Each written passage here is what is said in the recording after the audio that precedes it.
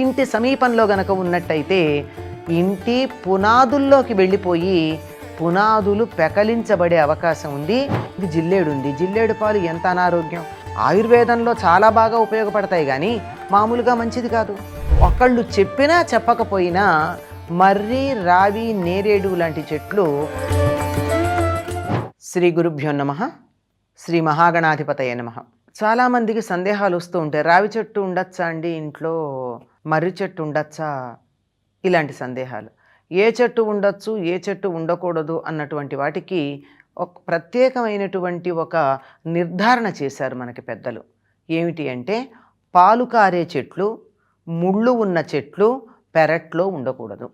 స్పష్టంగా తెలుస్తూనే ఉంది కదా. పాలు కారే చెట్లు అంటే పువ్వో ఆకో కోస్తే దాని నుంచి పాలు కారుతూ ఉంటాయి. అటువంటి వాటి వల్ల ఆరోగ్యం బాగుండదు. ఉదాహరణకి జిల్లేడు ఉంది. జిల్లేడు పాలు ఎంత అనారోగ్యం.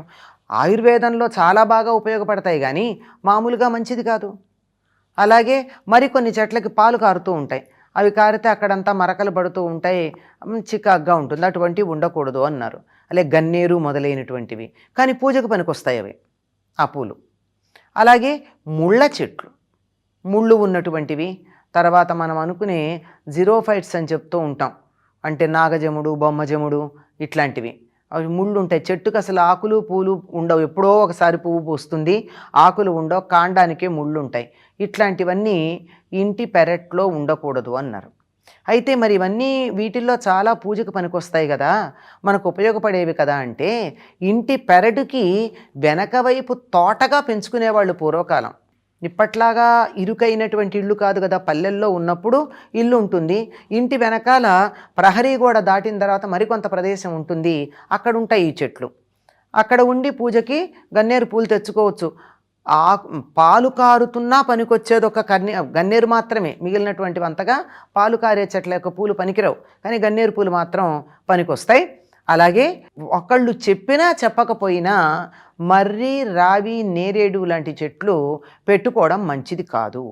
ఎందుకంటే ఇవి పెద్ద వృక్షాలు అవుతాయి. పైకి ఎంత పెద్ద వృక్షమైందో నేలలోకి అంత పెద్దగాను వేళ్ళు ఉంటాయి వాటికి. ఆ వేళ్లకున్న శక్తి ఎట్లాంటిదంటే రాళ్లని భేదించుకుని వెళ్ళగలిగిన శక్తి ఉంటుంది చెట్టు వృక్షానికి ఉన్న వేరుకి. ఇంటి సమీపంలో గనక ఉన్నట్టయితే ఇంటి పునాదుల్లోకి వెళ్ళిపోయి పునాదులు పెకలించబడే అవకాశం ఉంది. ఇంటికి భద్రత ఉండదు.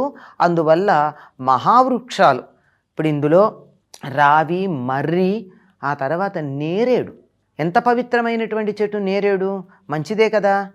కానీ నేరేడు కూడా ఇంటి పరిసరాల్లో ఉండకూడదు అంటారు. ఎందుకంటే అది కానీ ఉన్నట్టయితే దరిదాపుల్లో 30-40 గజాల వరకు కూడా దాని వేళ్ళు వెళ్ళి పునాదుల్ని పెకలిస్తాయి కనుక ఇవి అందుకుండకూడదు.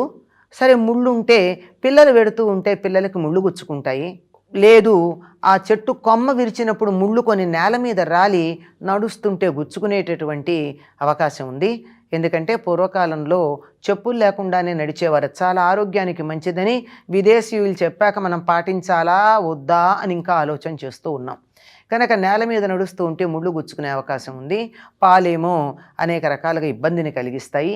ఇవి ఉండకూడదు అని చెప్పారు. మిగిలినటువంటి చెట్లు చిన్న చిన్నవి, పునాదులకు ఇబ్బంది కానివి, మంచి సువాసన కలిగినవి, మనకి ఇబ్బంది కలిగించనివి, అటువంటి చెట్లు మాత్రమే పెరట్లో ఉండాలి. ప్రధానంగా తులసి ఉండాలి. మిగిలినటువంటి చెట్లు ఉన్నా లేకపోయినా స్వస్తి.